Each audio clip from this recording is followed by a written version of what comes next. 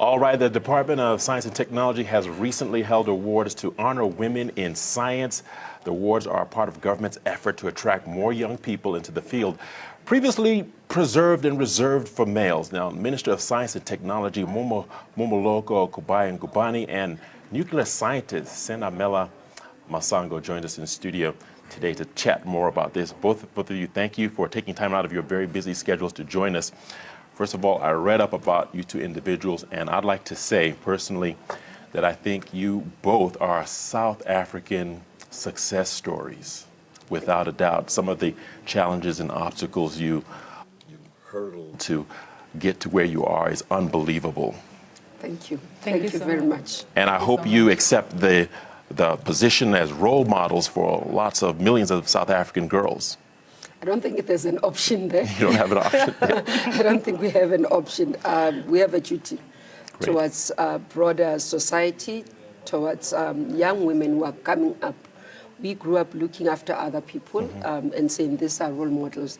And we hope that we can live up to that and never let them down. Right. And constantly, not only overcome obstacles, but remove them on our way so that those who are coming behind us don't have to face the same challenges. Great. Well, that takes me to my first question. What advice would you give to young women who look up to you, who would want to be in your position? Determination, self-discipline, and hardworking. Right. That's what you need to do. If you believe in yourself, it's good, I always say, but you have to support that with hardworking, determination, but more importantly, self-discipline. Okay. And over to you, Senamela, what advice would you give young women who want to be champions in the field of science and technology? I would like to give women this advice that there must be self-discipline, as the minister just said, and you must also have a dream and have a vision. It's very, very important. And we have to have a role model, someone that you can look up to, so that you will focus more on good things that other people are doing. And again, you have to work hard. You have to work hard. Thank you. Well, you've accomplished a lot. I'm sorry to put your age out there, but you've accomplished a lot before the age of 30. Am I correct? Yes, I just turned 31 now. How did you accomplish all that? You're now looking to also have a PhD, and you also have mentors in people like Mark Shuttleworth, people that you'd like to meet. A lot of women in South Africa are wondering, what's the step-by-step process? How did you achieve all of that? It's self-disciplined, and I know what I want, and I always encourage myself. I always surround myself with people who can bring me up, people who can say to me, Senamile, this is the way, this is how it's done. And again, I read a lot of books that's also encouraging me. And again, I also learn the art of learning from failures. I also learn the art of believing in yourself no matter what. This life, it's not so easy, but you have to focus, you have to close your ears, and you have to focus at the end results. All right, and for our viewers who didn't know, you are the founder and chairperson of South African Women in Science and Engineering, correct? Yes, I am a founder. One of the reasons why I started this initiative, the vision came to me, it was 2014. Unfortunately, this time I didn't have resources to start, but the vision was there. Why I started it, it's because of my experience that I had back then. I had no mentor. I started attending university at the age of 16. To me, it's all was new. The environment was new. It meant freedom, because previously I attended boarding school, so to me it was all about freedom, and I made a lot of mistakes along the way. I had no mentor, I had no one that I will look up to. So why is Africa? It's because most of in science and technology, with women, they are still underrepresented. According to statistics, it's less than 20% of graduates, not only here in South Africa. It's a global issue. It's even in Africa as a whole. So as women, we need to believe in ourselves. And there are a lot of challenges that we encounter as women in this field, since it's the male-dominated industry. First of all, no one will believe in you because you are a woman. You have to work hard. You have to prove yourself. You have worked hard times two. And there's a lot of the stereotype that says women does not belong in STEM. So yeah, we still work on that. And girls are told at the early age that STEM field is not for women, it's for only men. It's only men who can work it. Now I'm happy I'm here up front so that other women can relate with me. They can see Usena Mile, they can see my race, they can also relate with me. I'm from KubayiNgubane, she's up there, and we can also do it. All right, we're so happy to have you here on set. Honorable Minister, what is it about her accomplishments and her perseverance that reminds you of yourself? I think part of what we are happy about and what Sinamile is doing, maybe just to start there, is because you'd have noted major part of the concerns that we have, especially from government, is that we're not seeing more young women coming up in the numbers that we want to see them. And as she said, there are many challenges. She's from Nongoma. I was during the week at Edumbe. It's within the Zululand district, last week Thursday. I went to talk to young girls there, and majority of them are dropping out of school, being married, marrying to older men at an early age, and trying to keep them at school. So the issue for us is to say, how do we make sure that the young girls, very early, we don't lose them at high schools. We keep them in schools, but we keep them doing maths and science, as she say, that they are told at an early age that maths, science, engineering, you know, it's not for females, it's for male. So somebody like her coming up, and it becomes an example that we're not talking theory. There are young women who have made it through. So it's easy to say, look at Sinamile, and she has made it. She comes from a deep rural area in the Zululand district. She's made it through. She has become what she is, but she's not only made it through, she's carrying other women through. And our responsibility is to be able to support many of them like her. And that's important for me. Coming to what we do as well, people like Sinamile, we encourage them through our department, because that's why we have the Women in Science Awards. Because you don't want them to feel discouraged. You don't want them to feel left alone. I'm just there all by myself. I'm trying, you know, others drop out, not only at high school, but universities. You hear a lot of stories because there's no support. I mean, recently we saw the science, the engineering institute CEO saying, should we continue to invest money in women because they drop out for various reasons? And the issue here is that we've got to understand the challenges that young women face, especially in the context of South Africa. And while we're celebrating Women's Month, we've got to understand women were oppressed. West black women were oppressed 3 times. So that's what we need to understand. Now, providing support, it can't be that you're taking somebody who's far advanced, who's had support all along, and you're expecting these people to battle it out, to compete with somebody who has nothing. I mean, as she's saying, these children walk into universities. They don't have support from their families. One, because they come from poor backgrounds. They don't have a role model who can guide them and say, this is how you should conduct yourself in university. For example, most of them are first-time university graduates in their families. So no one has experience of university.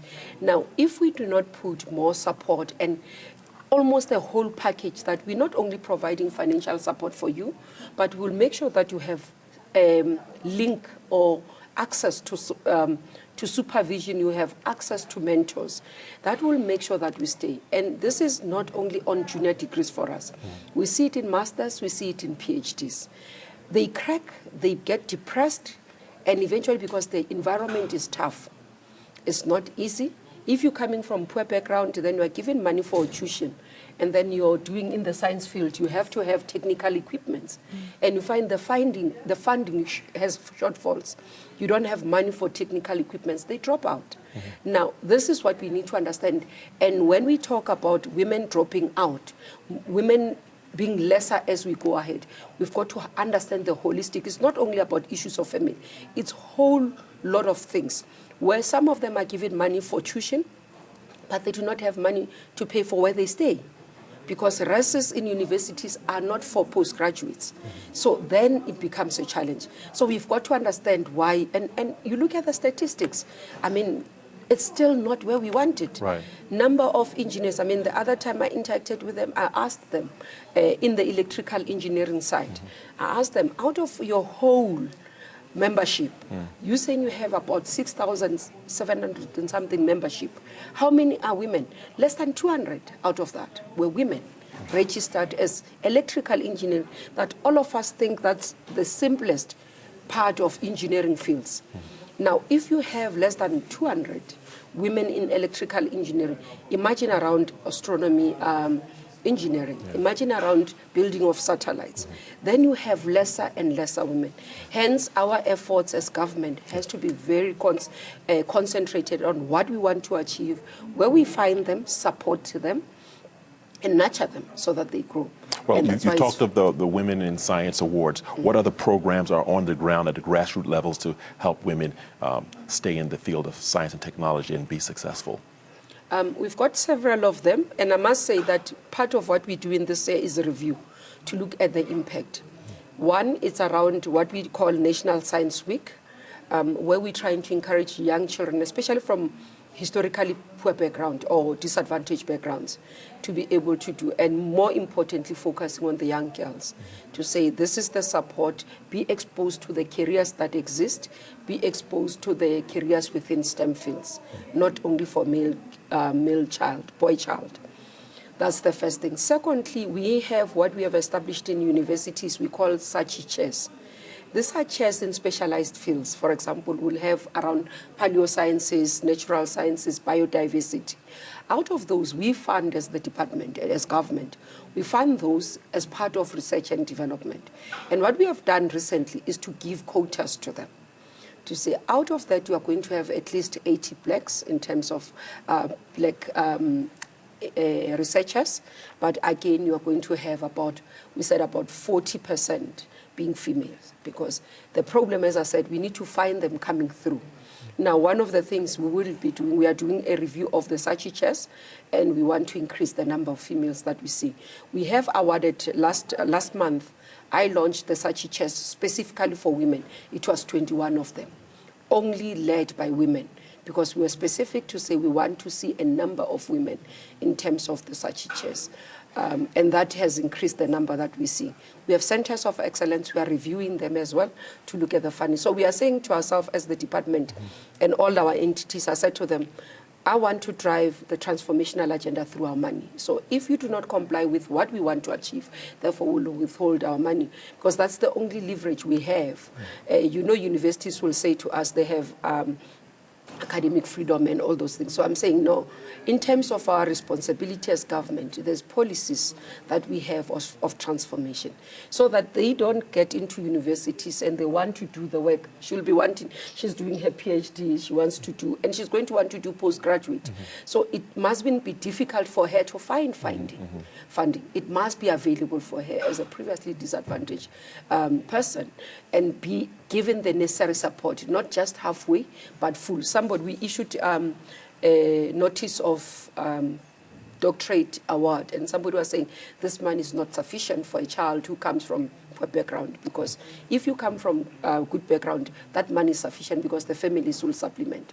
But if you have no one else to supplement, the money is not sufficient. So we are reviewing that as well to look at that in the new financial year. Want to specifically have a drive of supporting, especially women in the STEM field, as a conscious-driven thing. We've done it in our boards. Recently, we are in the process of appointing, and we're looking for boards that are driven by women, because we think that once we have them there, they'll be able to assist me to drive the agenda. All right. Honorable Minister, you were recently in the news. You had to respond to a highly educated individual who alleged that support for women in science should be discouraged, that women are more of a caring nature, and that money could be put into better use. Do you find yourself having to respond to such statements a lot? No, definitely we have to, and because the issue is that the voice of women in the science field is not as in other fields, honestly speaking, where women are more vocal, are more, aggressive in their approach. And because of, hence I'm saying it's historical issues. So you constantly have, you get told, for example, when I got into the Department of Energy, I asked, where are women? And I was told, no, they are not, we can't find them. So I had to have a summit. And in the middle of the summit, the colleagues can share. I called a summit of women. I said to the team, okay, everybody, CEO, senior managers stand up. As they stood up, I said, look around the room. These are the women that you can't find. So sometimes we get such excuses to say, no, we can't find them. And sometimes people tend to create an impression that when you go for quota, then you are reducing competence, Correct. which is not true. I mean, we have to be conscious that the previously disadvantaged communities have been left behind. And the only way that you can bring them forth is through quota. Otherwise, they'll continue to be left behind. So sometimes people, especially in the academic field and this area, you get told, no, it mustn't be around quotas, it must be around merit. I'm not saying that we should not focus on merit. Merit is important because I believe there are good black women who are doing extremely well. They just need to be recognized. And they just need to be given space and lifted up. And I'm happy when you did this interview, I mean, this is what we need to do. We have many of them. We must showcase them. We must celebrate them and say this are the, so that we give hope to the young girls who are coming up. When they see Sinamine, they will know that it's possible, I can do it. All right. Now, Sinamile, my question to you is, a lot of young girls, they struggle with math and science. What do you think the problem is? Do you think it's the way it's being taught? Is it the teachers that need to adjust the way they teach young people? What is the real issue when people think math and science is so difficult to learn? I think it's the foundation. Just like when you are building a house, if your foundation is not that strong, the wall will crack. So it's what we are witnessing that is happening with science and maths. And again, young people from rural areas, they have a language barrier problem. So it's very, very difficult for them to understand the concepts of science. Instead, they will memorize like the scientific terms instead of understanding them. What does it really mean? So it's a language barrier, and again, it's resources. Science, it's a practical thing. Most of young girls, they in rural areas, their schools, they are disadvantaged. They doesn't have laboratories, they doesn't have library, and again, the access of information. Like in these cities, it's so easy because you can even get if you have a smartphone, you can just Google and you can understand certain terms. Hence, a person who is from Wanongom does not have access. Most of the schools does not have computers. They don't have access to this app. One of my dreams is to have to explain scientific terms in your own home language. I'm a Zulu speaker, or there are a lot of language for that matter in South Africa. What if we can have an app that can able to translate to your own home language? And isiZulu is not that developed into science. I always envy my supervisor is from Spain. So if one of our group mates in our group is also from Spain, when he struggles with the concept, my supervisor will explain it easily with his own home language. What if I can have the same? Yeah. So it's resources and the language issue and the foundation.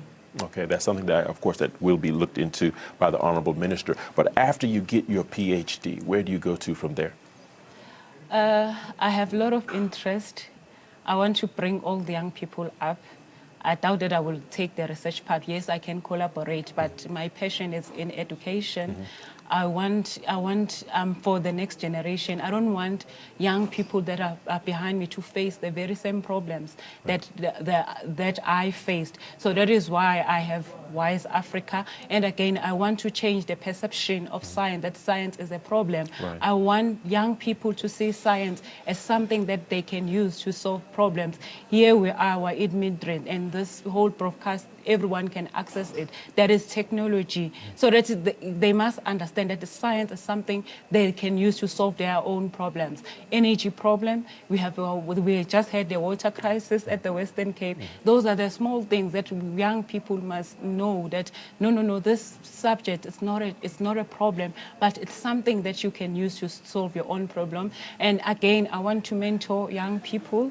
I want to address all the challenges that young people that are facing in the STEM field, with like hosting conferences, like doing awards so that we can motivate them and to close the confident gap. Because most of women, what I've noticed, we are not confident enough. Even myself, I'm not confident enough. I just came back from Canada. Right. So we were talking about other women from Canada. It's not only a South African issue. I thought it was a South African issue. It's not. It's a global issue. So there a child that's coming from Wanongom with this big, one of the biggest facilities. And I was like, okay, I don't know whether should I ask, or I felt like I don't know anything. So I confided one of the new physicists, who's also a female like me. I said, okay, I'm having this problem. He said, no, you are not alone. Let us learn together. And then boom, my confidence. Boom, my confidence. And then we learned together. It was so exciting, you know, learning together. We are not confident enough as women. So I want to fill that gap of confidence, that we can think. If a man can think, I can also think. If a man can do it, I'm not saying I'm competing with men, but that confidence, we still need it as women. Okay. There's nothing wrong, by the way, for her to compete. Honorable Minister, I just got to get a couple questions in for you. Can you quickly tell us about the Herricks telescope and dark energy and this mysterious radio messages coming from space? We launched last week the Herricks project. This is another supplement into our work in terms of astronomy, linking to Meerkat. That's why the building of it, the infrastructure, is in the Karoo. And part of our vision as South Africa is to become the #1 destination in astronomy space, because we think this is one we have done well. And in the coming years, I mean, no one is going to be able to produce what as South Africa will be able to produce. So we're expecting a lot of astronomers across the globe to have an interest in South Africa. So it will contribute towards our tourism, it will contribute towards our research and knowledge and what we have in terms of our data. We were talking with the Minister of China, of Science and Technology in China. I was saying to him, now we are the #1 in terms of data center as South Africa. And he was saying, no. I said, no, you can go and check now. We've surpassed China, because initially it was China. So this is an exciting for us, an exciting period for us. The Herricks project, one of its successes is also to bring various institutions, not only South African institutions, global institutions. We've got 3 from US, we've got 1 from Canada, we had 2 from Geneva, we've got 2 from Germany and Switzerland, we've got 1 from Japan. So it's quite a number of them besides South African institution. Why I get excited about this, because it gives an opportunity for our young scientists. It gives an opportunity for our researchers to have access to those universities. So exchange programs, once you partner like that, exchange programs are easy. The second area why I'm excited is because it's done at the University of KwaZulu-Natal. This is one of the low scale in terms of investment. The money there is not too much, that we expect, unlike the bigger project, which is SKA. But when you look at the Herricks project, it's giving us, we are able to invest. We invested between ourselves, the department, NRF, and UKZN. It's about 20 million that we've invested. They still need about 50 million that together we have to look at how we're going to fundraise that to be able to see the project till 2021. We're doing it in phases. You'd know that we want to always avoid the risks. We do first phase to check it. If the signals are coming, we are able to get the data that we are able to get. But another issue that excites is the young scientists, astronomers that are being trained that are coming out of there.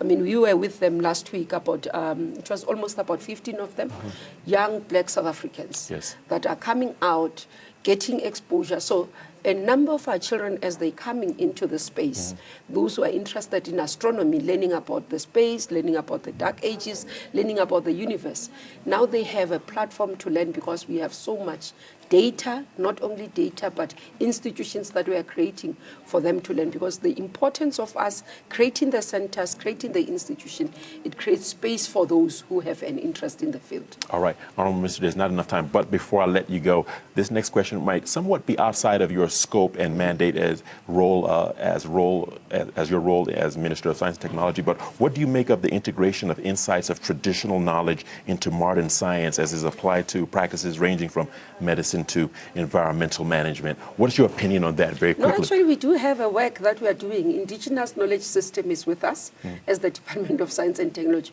We are in the process of having the bill in the NCOP. We are passing it, that we want to make sure that we protect the indigenous knowledge system within the country. That's very important. So it's within our system. We assist those who are coming with, especially in the rural areas, the women, we're assisting them to register the IP so that we protect the IP. We don't want to happen what happened with the Basotho blanket out there into the world.